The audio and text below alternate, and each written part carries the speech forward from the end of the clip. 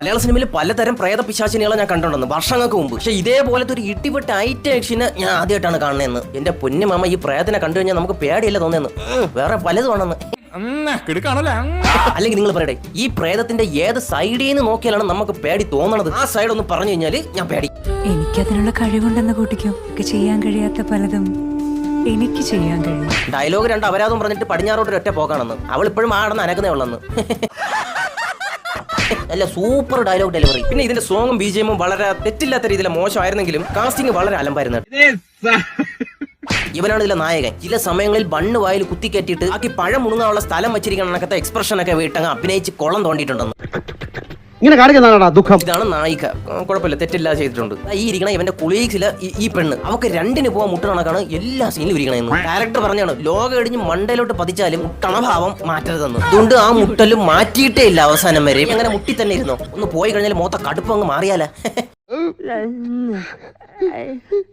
പിന്നെ സഹിക്കാൻ പറ്റാത്തത് ഈ രണ്ടെണ്ണം വെറുപ്പിക്കല്. പ്രേതം കൂടിയിരിക്കണ വിഗ്രഹം ഓട്ടിക്കാനായിട്ട് ചെല്ലുന്നതാണ്. അതിന്റെ ഇടയിൽ ഇവന്റെയൊക്കെ ചളി ചുണ്ടിൽ ഉമ്മയിക്കുന്നു, അവന്റെ ശംഖു ഇവന്റെ വായിലാവുന്നു, നിക്കറ് കാണിച്ച് നിരങ്ങി വീഴുന്നു, പരസ്പരം കണ്ട് പേടിക്കുന്നു. ഇത് ഏത് വർഷമാണെന്ന് അറിയാമോ മാമാരെ നിങ്ങൾക്ക്? അങ്ങനെ ആ വിഗ്രഹം കൊണ്ടുപോകുന്നു, കുളത്തിൽ വീഴുന്നു. ആ വിഗ്രഹത്തിലെ കൂടോത്രാണ് ഈ പെണ്ണിന്റെ ദേഹത്ത് കയറുന്നത്. അങ്ങനെ ഉഗ്രരൂപിയായിട്ട് കുളത്തിൽ നിന്ന് പൊങ്ങി വരുന്നു. ഓ, ഞാനങ്ങ് പേടിച്ചേ.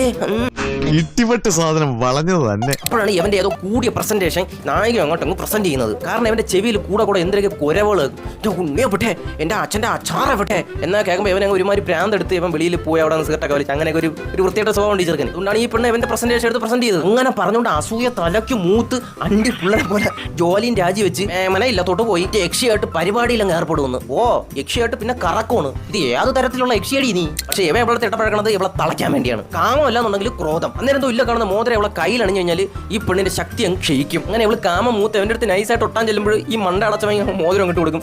ഇടാ പോടാ, നീ ചാവടാ പോയി മണ്ട.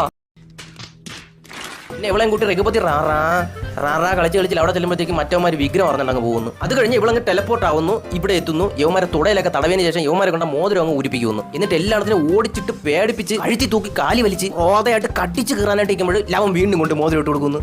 അങ്ങനെ യക്ഷീനെ എല്ലാം അവിടെ ചേർന്ന് നൈസായിട്ട് തളയ്ക്കുന്നു.